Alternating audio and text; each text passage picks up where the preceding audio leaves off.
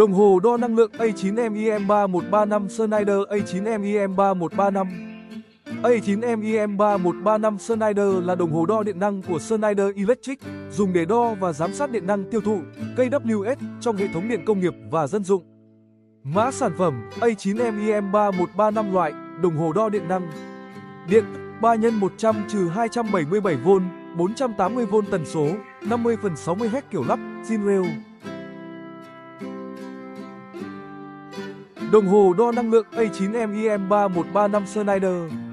Đặc điểm nổi bật, độ chính xác cao, hoạt động ổn định, màn hình LCD rõ nét, dễ quan sát, thiết kế gắn zin rail, lắp đặt nhanh.